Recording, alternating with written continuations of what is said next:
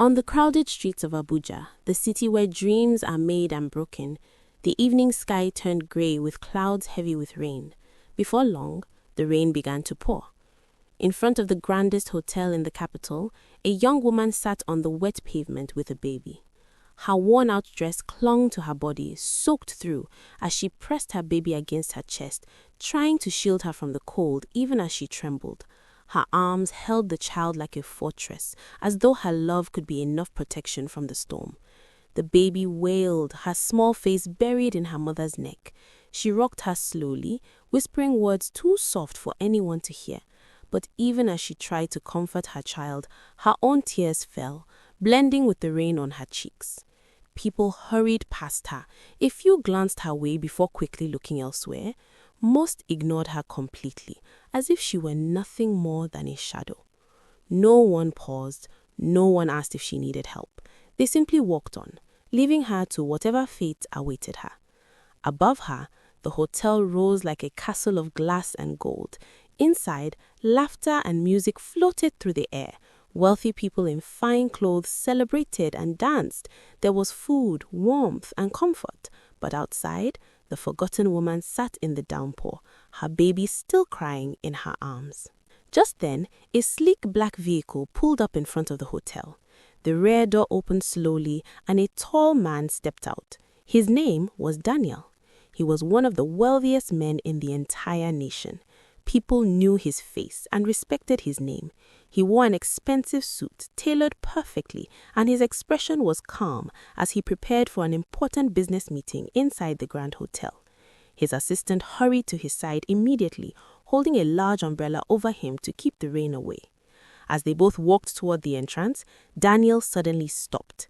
His eyes fell on the poor woman in the rain with her baby.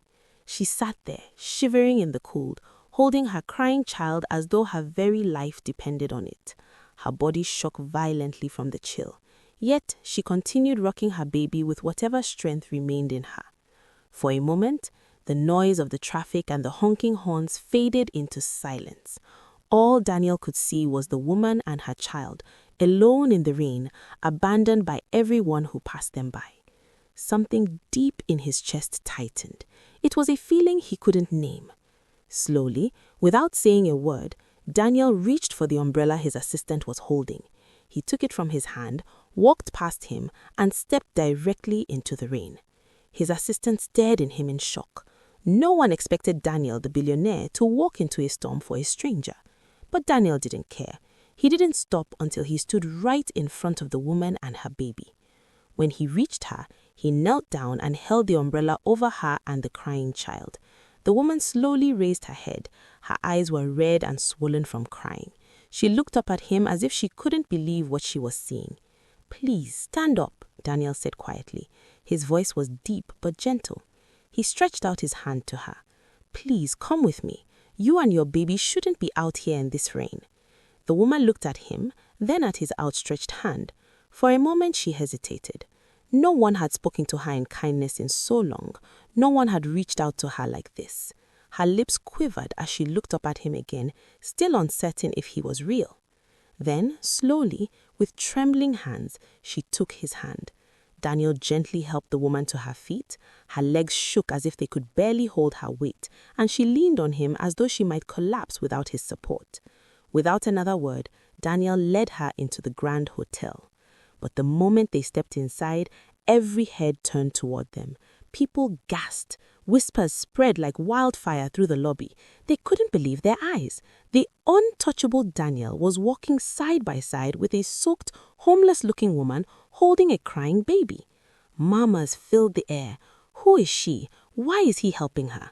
But Daniel paid them no attention. He didn't care what they thought. He walked straight to the reception desk with the woman and her baby. "I need a room for her," Daniel said firmly, his voice leaving no room for argument. The receptionist nodded quickly and handed him a key card without hesitation. Then Daniel turned to the woman. His eyes softened as he spoke. "You need to rest, and your baby needs warmth." Her lips trembled as she whispered, "Why? Why are you helping me?" For a moment, Daniel was silent. Then he looked at her with calm, steady eyes and answered, "Because no mother and child should be left in the rain. With that, he turned to his assistant and placed her in his care before walking away to his meeting.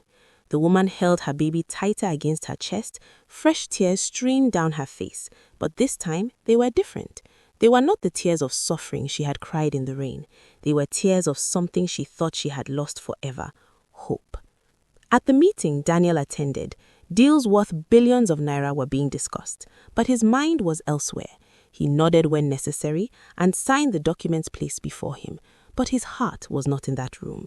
Instead, his thoughts kept drifting back to the young woman and the baby he had helped earlier. The image of her sitting in the rain with her child, shivering, refused to leave his mind. It reminded him of something very close to his own heart. When Daniel was a boy, life was not easy. His mother worked tirelessly at multiple jobs just to keep food on the table and a roof over their heads. He remembered waking up late at night and seeing her still awake, weeping and praying. He remembered the countless times she went to bed hungry so he could eat. That memory came alive in his heart as he thought about the woman with her baby. The way she held that child in the rain reminded him so much of the sacrifices his mother had made to raise him. And as the meeting continued, he whispered to himself, "I can't let her suffer like that." When the meeting finally ended, Daniel didn't waste time with pleasantries or handshakes. He left the boardroom and went straight to the room his assistant had arranged for the helpless mother. But as he approached the door and raised his hand to knock, he suddenly froze. From inside the room, he could hear a beautiful voice singing. The woman was singing a lullaby to her baby. Daniel was deeply moved by her voice, but beneath the beauty of it, he could sense the pain it carried. The words were simple, but they held a weight that only someone who had suffered deeply could express. Daniel leaned against the door, captivated by the sound. He had heard hundreds of singers before. One of his companies signed the best talent in the industry. Yet, he had never heard a voice like this. It wasn't just music, it was pure emotion. It felt like life itself. For a moment, he closed his eyes, letting the melody wash over him. Finally, he knocked gently, and as he entered, the singing stopped. As soon as the woman saw him, her eyes widened. She quickly placed her child on the bed and fell to her knees. "Thank you, sir. Thank you for saving me," she said, her voice breaking as tears rolled down her face. Daniel immediately bent down and reached for her arm. "Please don't kneel," he said gently. He lifted her to her feet. "You don't have to thank me. Anyone with a heart would have done the same. You and your baby should never have been in that rain in the first place." But she shook her head, her tears falling faster. "No, sir. No one has ever done something like this for me. You don't know what it means. You don't know how much you saved me and my baby tonight." Daniel guided her toward a chair and helped her sit. He sat across from her, and for a moment, neither of them spoke. A heavy silence filled the room, but Daniel could sense her pain was much deeper than what he had witnessed outside. Finally, Daniel spoke. His voice was gentle, but there was also something serious in the way he asked his question. "Why were you in the rain?" he asked softly. "And where is the father of your child?" The woman took a deep breath before saying, "It is a very long story, sir. A story I never thought I would live long enough to tell." Daniel leaned forward in his chair. His eyes were filled with concern and curiosity. He wanted to know everything. "Please," he said softly, "tell me. I want to hear it." The young woman nodded and began to speak. "I met the father of my baby when he had absolutely nothing," she said. Her voice was quiet, but each word carried deep pain. "He was very poor then, just a struggling man with big dreams, but no money. Everyone around me told me not to be with him, my family especially. They wanted me to marry someone rich, someone who could give me an easy life, but I refused. I believed in him, I believed in his heart, even when his pockets were empty." She paused for a second, then continued. "I stood by him when he couldn't even afford a meal. I took small jobs, carrying loads, washing clothes, cooking for strangers, just to keep us alive. I left the comfort of my parents' house and chose to struggle with him. People mocked me. They pointed fingers at me and said I was foolish, but I loved him, and I thought love would be enough. Her voice grew softer as she continued. When we got married, my parents disowned me. They said I was no longer their daughter, but his family promised me they would always take care of me, so I held on to that promise. Life was very difficult at first. Some days we had no food, and some nights the floor was our only bed, but we were happy. We smiled through the hunger because we had each other. We believed that tomorrow would be better. She stopped and wiped the tears swelling in her eyes, then went on. And then one day, things started to change. His small business began to grow. He started to earn more. Step by step, things improved, from 1 meal a day to 3. After some years, he became very wealthy. We moved into a big house and bought fine clothes, and the same people who once laughed at us now looked at us with envy. Her lips curved a small, sad smile as she looked at her baby sleeping peacefully on the bed, as though she was remembering the happiness that once belonged to her. When I gave birth to our first child, he was filled with joy. He told me I was the best thing that had ever happened to him. In that moment, I believed we had finally reached the light after so many dark years. I thought our struggles were over. Her smile faded and tears rolled freely down her cheeks. She grew silent for a while, her voice shaking as the memories returned. But I was very wrong. One night, I woke up and heard his voice. He was in the sitting room speaking with his mother. Something inside me told me not to walk in, so I stood behind the door and listened. What I heard that night shattered my heart into pieces I could never put back together. Her lips trembled as she continued. His mother was furious. She told him our baby was worthless because she's a girl.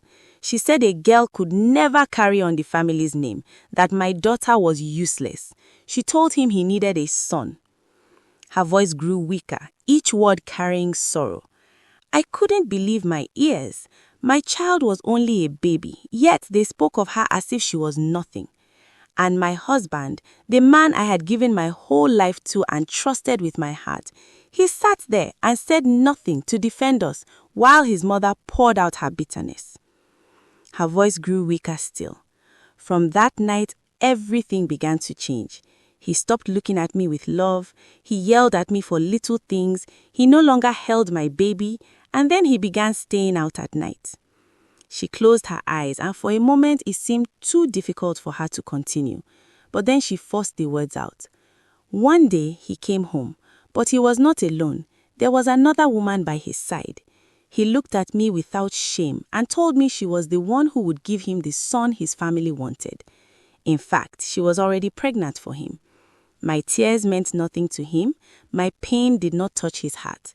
He brought her into our home. She slept on our matrimonial bed, and I, his wife, was treated like a stranger in my own house. They insulted and mocked me as though I was a servant in my own house. Still, I stayed. I stayed because I hoped that one day his eyes would open, that he would remember the woman who gave up everything to stand by him when he was poor.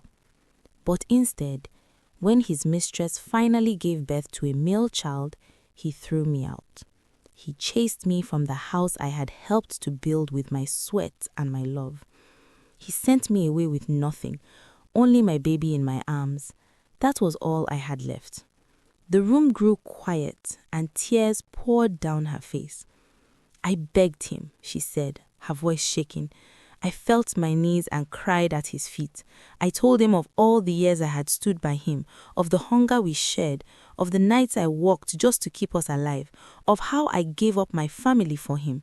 I reminded him of everything I had sacrificed, everything I had lost just to stay by his side.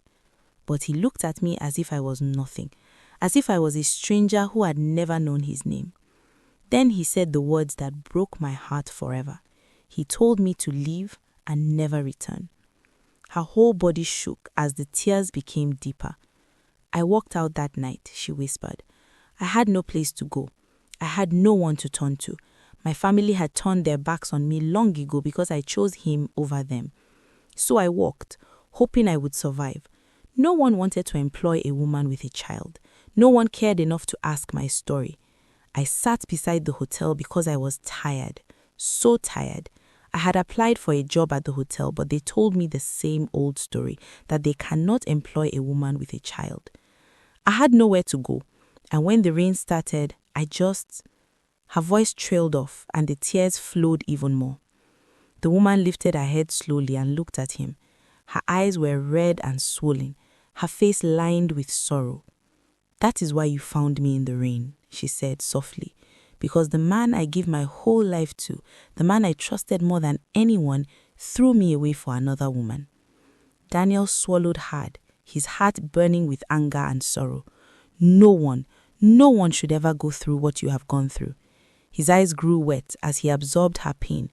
He had listened to many sad stories before, stories of loss and heartbreak, but never had he heard one that pierced him so deeply. It felt different and personal. It touched something deep inside him because when he saw her tears, he remembered the tears of his own mother. When he listened to her voice as she sang earlier, it did not sound like any song he had ever known. It was not just music, it was something fresh, like something the whole world had been waiting to hear. He leaned forward slowly, placing his arms on his knees. "What is your name?" he asked. The woman raised her hand and wiped her wet face with the back of her fingers. "My name is Grace," she said. For a while, Daniel did not say anything else. He only looked at her. He saw a woman who looked exhausted, broken, and worn out by life. But even in her pain and sorrow, she had the courage to sing a song that carried hope. Daniel sat up straighter, and with sincerity he told her, "I have many businesses, hotels, houses, lands, and many more. But the one thing that is closest to my heart is music. I own a record label. And tonight, when I heard you sing, I knew it was not only a song, it was life, truth, and pain turned into something beautiful. I see potential in you. I want to sign you as one of my artists."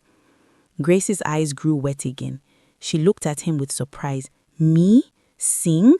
But sir, I am nobody. I am only a poor woman with a child. Who would ever want to listen to me?" Daniel leaned closer. His words were steady, strong, and full of promise. "Everyone will listen, Grace, because what you carry in your voice is something money cannot buy. It is something that fame cannot copy. Your voice carries truth, and truth will always find its way into people's hearts." Grace shook her head and fresh tears rolled down her cheeks. Her voice was soft, almost broken. "But I have nothing," she whispered. "I do not even have a place to stay." Daniel's eyes softened, and for a moment his own memories returned. He remembered his mother. He took a deep breath and said, "You remind me of someone. My mother. She was strong, just like you. She raised me alone when we had nothing at all. She never gave up. She believed in me when no one else would. And because of her, I am standing here today. And now, Grace, I will believe in you the same way she believed in me." Grace felt deeply touched. She could not find words. She could only cry, and the sound of her tears filled the room.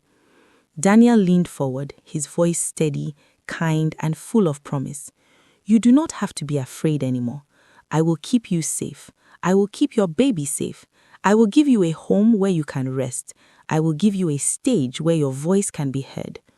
All I ask is this: let the world hear your song, because your pain, your story, your strength, they are not meant to be hidden. They are meant to shine and change lives." Grace bent her head low. She could not stop crying now. Her shoulders shook and her tears felt like rain, but they were no longer tears of only pain. In that moment, it no longer felt like a rich man speaking to a poor woman. It felt like two lives had met at the right time, and the story that was meant to end in sorrow was now being rewritten. That night, Grace could not sleep. She kept thinking about what the future held, and she promised herself she would do her best to achieve greatness, no matter how difficult it may be, for herself and for her child. The next morning, Grace slowly opened her eyes. Beside her, her baby slept quietly, her tiny chest rising and falling with peace. For a moment, Grace thought it must be a dream. There was no sound of buzzing mosquitoes, no cold air biting her skin, no hunger twisting her stomach, only warmth, safety, and hope. Then she heard a gentle knock on the door. When she opened it, she saw Daniel's assistant standing there with a box of designer clothes. "Please get ready," he said kindly as he handed her the box. "My boss wants to take you somewhere." Some hours later, after she was ready, the assistant led her to a very luxurious car with her baby. The car ride was long. The driver drove them through the busy heart of the city. Grace held her baby close as she watched tall glass buildings stretching high into the sky. It would be the first time she would visit this part of the city. She wondered in her heart, where is he taking us? Finally, the car stopped in front of a tall, shining building. Its windows sparkled under the sun, and at the very top, there was a very large sign which said Empire Records. As soon as she stepped down from the car, she saw Daniel waiting for her. Grace's eyes grew wide when she saw how tall the building was. She turned to Daniel, her voice shaking as she admired the building. "Good morning, sir," she said. Daniel gave her a small smile, the kind of smile that held secrets of something good. "This is where your new life begins," he simply said as he led her into the building. Inside the building, everything felt bright and alive. The air hummed with music. People walked across the wide halls, musicians carrying guitars, others holding sheets filled with notes. Behind tall glass walls, singers practiced their voices, their sounds rising like birds in flight. Producers sat with headphones, listening, adjusting, and shaping songs. Grace held her baby tighter. She thought to herself, "I do not belong here." But Daniel walked beside her with pride, and to her greatest surprise, he led her into the center of the room where everyone could see. His voice rang out, steady and full of certainty. "Everyone," he called, "this is Grace. She has the most powerful voice I have ever heard. From today, she is one of us." The room fell quiet. People turned to look at her. Surprise filled their eyes at first. Then came respect and soft smiles. A few even clapped their hands, welcoming her. Grace's cheeks grew warm. She lowered her head, shy and unsure. But then Daniel touched her shoulder gently, like a brother guiding a sister. His voice dropped low, so only she could hear. "You belong here. Do not doubt yourself," he whispered. And in that moment, Grace felt something she had not felt in a very long time. She felt like she was no longer invisible. She felt seen and chosen. The weeks that followed felt like a dream Grace never wanted to wake from. Daniel made sure she had the best vocal coaches. They showed her how to use her voice, how to breathe deeply, and how to turn her feelings into songs. He also gave her a beautiful apartment of her own, which had everything she needed, and placed her on a weekly salary. For the first time in a long while, Grace could sleep without fear. She could rest knowing her baby was safe beside her. Every day she trained with all her strength. She sang until her throat grew sore, but she did not stop. Her coaches smiled at her with pride. "You have something rare," they told her. "Your voice carries both fire and tears. This cannot be taught. It comes from your soul." At night, when the world was quiet, Grace would stay awake, rehearsing, writing songs, and training to be better. Daniel often came to watch her practice. Sometimes he sat quietly in the corner of the studio, saying nothing, only listening. Each time she sang, his chest filled with something warm and strong. Other times, he would give her advice or speak a few words of encouragement. And sometimes, he simply gave her a smile that told her she was not alone anymore. After some months, her hard work turned into something beautiful. And then, at last, the day came. Grace stepped into the studio to record her very first album. The songs were not just songs. They were her story. They carried her pain, her love, and her fight to survive. When she sang, it was as if her heart was pouring into every note. When the album was released, the nation changed. Within days, her voice was everywhere, playing on the radio, drifting out of cars, echoing in shops, and sung by people walking down the streets. Everywhere you turned, someone was listening. The world stopped to hear the voice of the woman who once sat and cried alone in the rain. Grace became famous overnight. Cameras followed her, and magazines wanted to tell her story. Crowds filled giant halls just to see her, to cheer her name, and to cry as her songs touched their hearts.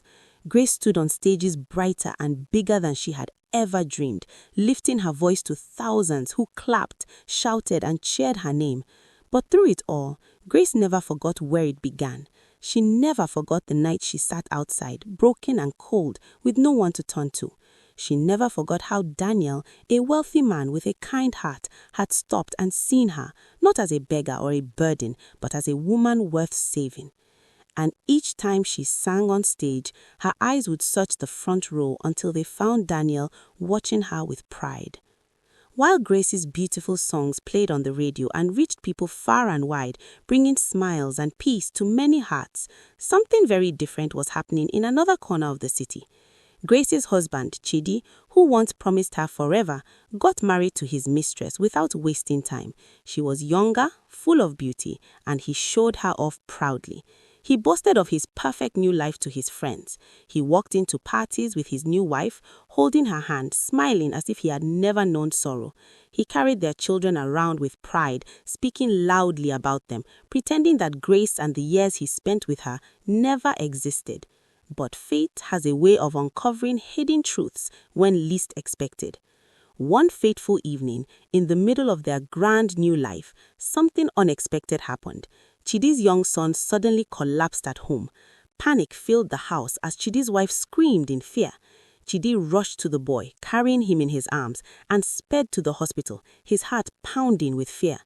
When he got to the hospital, his son was quickly wheeled into a ward where the doctors examined him. Chidi's hand shook as he tried to pray, though he had long forgotten how to. At last, one doctor came out to meet Chidi. His face was serious. "Your son needs blood," the doctor said firmly. "We must act fast. A transfusion is the only way." Chidi did not think twice. He stood tall, trying to sound strong. "Take mine," he said. "I am his father. Use my blood." The doctor gave a small nod and asked the nurses to carry out some tests on him. Chidi watched the nurses disappear with his blood sample. The hallway felt endless. The ticking clock on the wall grew louder and louder. Minutes felt like hours as Chidi paced outside the lab. At last, the doctor returned. He held the result of the test in his hand, but his eyes showed confusion.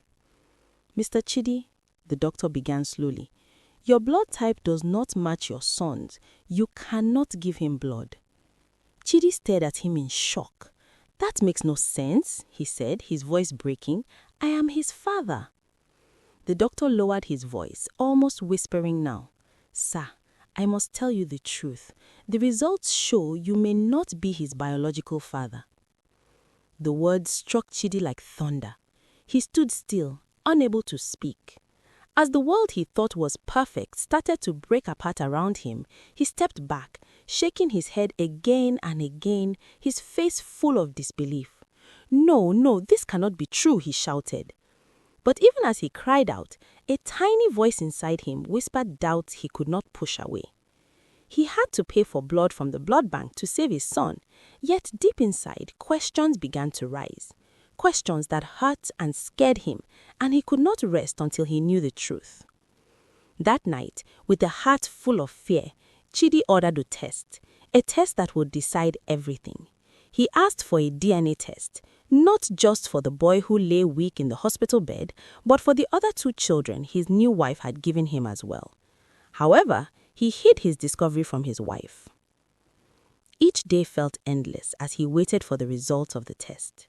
He walked the floors of his house like a restless shadow. He could not eat, he could not sleep. His new wife smiled as if nothing was wrong, but Chidi's eyes searched her face, looking for answers she would not give. At last, when the results came out, his hands shook as he held them.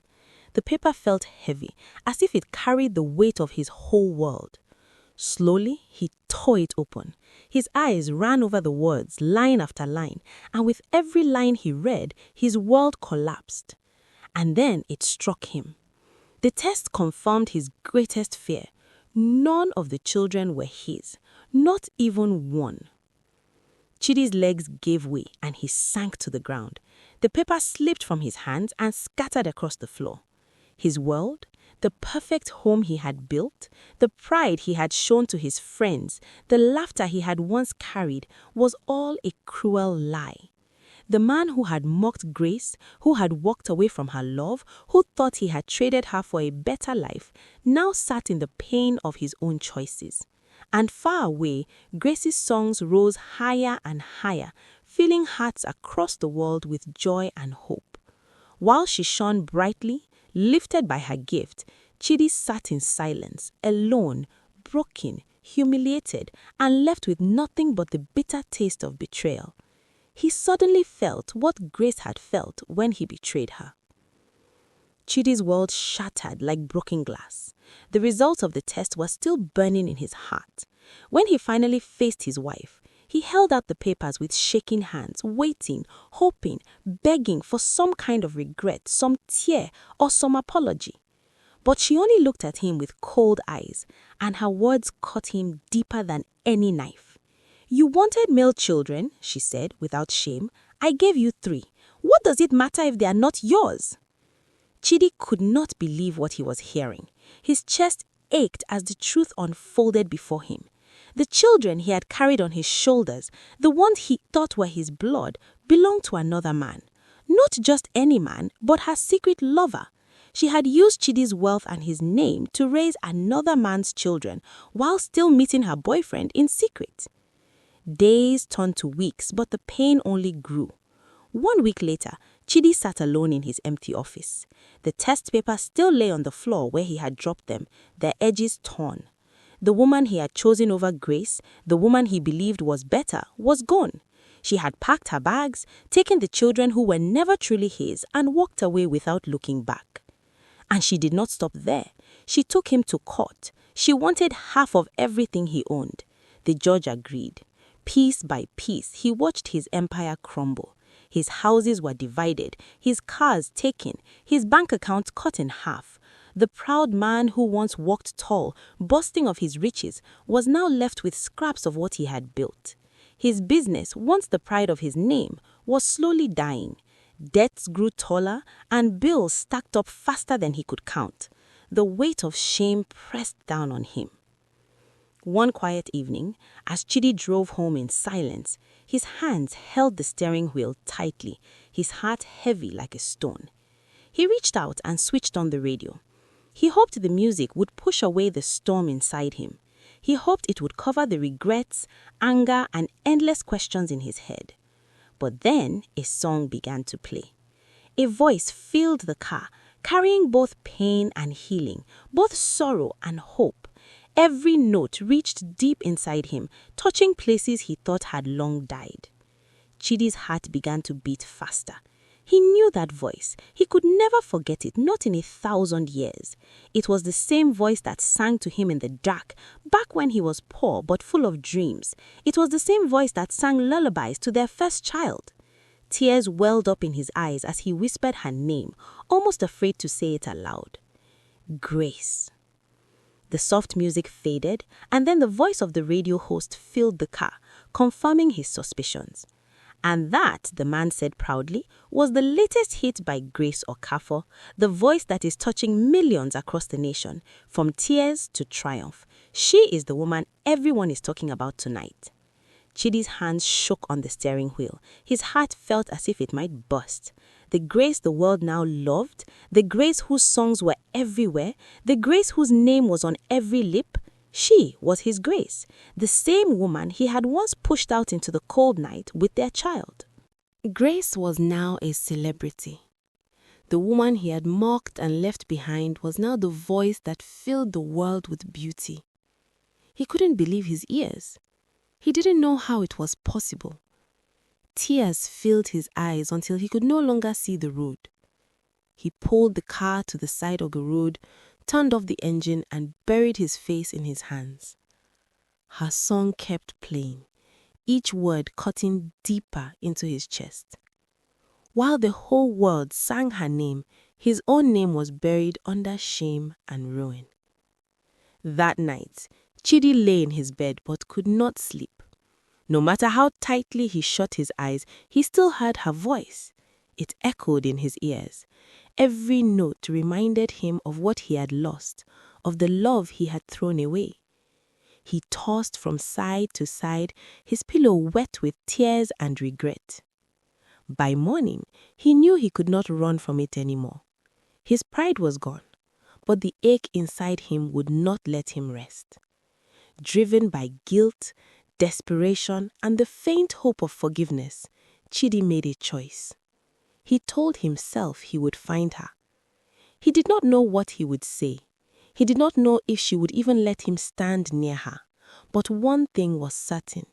He could not rest until he looked into Grace's eyes again. And so, the man who once mocked and chased her into the night now set out in search of her. His heart was heavy. His pride lay in pieces. But his soul was crying for a second chance he did not deserve. Finding Grace felt like chasing the wind. No matter where Chidi looked, she always seemed to be far beyond his reach. He went back to the little street where they once lived, but when he asked about her, the people only shook their heads. Some even laughed at him bitterly. "You left her to die in the streets," they said with scorn, "and now you come looking for her?" Everywhere Chidi turned in the new city he went to search, her name was there. It glowed on billboards in bright colors. It was shown on television screens. It poured out of every radio station. Grace was no longer the fragile woman he had cast aside. She was a star now, blazing like the sun. She sang in Dubai, Cape Town, and even New York. Her voice touched hearts across oceans. While Grace's songs echoed around the world, Chidi's own life sank into silence and shadows. Yet, still he would not give up. His guilt burned inside him like a fire that would not go out, and his need for forgiveness ate at him day and night. Then, one evening, he heard the news. Grace was coming home. She would perform in the very city where she had once cried in the rain, before the very people who once watched her suffer. Chidi's heart leapt as he rushed to buy a ticket in the front row. He told himself he had to see her, even if she never saw him. The night of the concert arrived. The hall was filled to the brim. Thousands of people shouted her name, holding up glowing lights.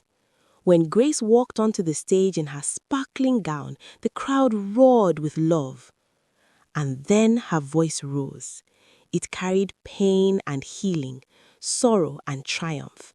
Every note told a story Chidi knew better than anyone else. He stood in the front row, trembling, his eyes red, his heart pounding against his chest. He prayed she would look his way. He prayed their eyes would meet, even just for a moment. He longed for her to remember the man she had once loved, the nights they had shared, the dreams they once carried together. But the hall was too big, the lights were too bright, the crowd was too loud, and Grace sang for the world, not for him. Desperate and out of options, Chidi did everything he could. He called people he once ignored, begged favors from those he had once mocked, and spent money he barely had left. At last, by chance, he managed to get what he wanted, a small pass that would let him walk backstage after the concert. He held the backstage pass tightly in his hand. It shook as he gripped it because he knew this was his last chance at redemption, his last chance to see her face to face. When the concert ended, the hall thundered with applause. Grace walked backstage, surrounded by her team. And then Chidi saw her. Before he could think, he dropped to the ground in front of her. "Grace!" His voice cracked, heavy with tears. His chest shook as he pleaded. "Please forgive me. I was blind. I was foolish. I lost everything. I know I don't deserve your mercy, but please, please forgive me. I am deeply sorry." The backstage fell into silence. The people around her stopped, watching closely, unsure of what would happen next. None of them knew who he was. None of them understood why he was asking for her forgiveness. Grace froze in place. For the first time in years, she was seeing Chidi. Memories rushed in. His laughter when they were poor, and the way he once held her hand when they dreamed of better days. But just as quickly, the pain returned. She remembered the cold rain, the sound of her baby crying in her arms, the night she knelt and begged him to take her back in, the humiliation of being cast aside like nothing. She looked down at him. This man who once towered above her with pride, now kneeling, broken, begging at her feet. Chidi reached out, trying to touch her hand, but she pulled away. Slowly, Grace turned. Her security closed in around her, and she walked out, leaving Chidi on his knees. When Grace walked out of the backstage room, her heart started beating fast. She told herself she had moved on, that the past no longer had power over her. But seeing him broken and begging opened old wounds she thought had healed long ago. The rain, the baby in her arms, and the pain of rejection, it all came back in a rush. Later that night, after the cheers of the crowd had faded, Daniel came to see her. He had been sitting in the audience, watching proudly as she sang. His heart felt proud to see how far she had come. But he had also heard the whispers about the man that had fallen to his knees before Grace, crying for her forgiveness. He found her sitting quietly by the window of her dressing room. "Grace," Daniel said gently, his voice full of care, "I heard what happened backstage." Her eyes lowered and she spoke softly. "He doesn't deserve forgiveness. He left me and my child to suffer, and now he wants mercy. What if something had happened to us?" Daniel stepped closer. His voice was calm, yet carried the weight of wisdom. "You're right," he said. "He does not deserve it. But forgiveness is not about what he deserves. It's about freeing you. Look at what God has done for you. He lifted you from the rain into the spotlight, from shame into glory. He did not raise you so you could stay chained to anger. He raised you for redemption." Tears filled Grace's eyes. She wanted to argue, to hold on to the pain a little longer, but her heart was already softening. His words sank deep into her soul. Daniel continued, "If God could forgive all of us for our sins, who are we to hold on to bitterness? Your voice has healed strangers. Don't you think it is time your heart healed too?" His words pierced her soul. She was torn between the hurt of the past and forgiveness. Her tears rolled silently down her cheeks as she wept. Finally, she whispered, "I will forgive him. I just need more time to heal." The following week, Grace agreed to meet Chidi once more. He came, still trembling and humbled. His eyes were swollen from tears, his face worn with regret. When he entered Grace's house, she did not speak at first. Instead, she turned and brought forward a small boy.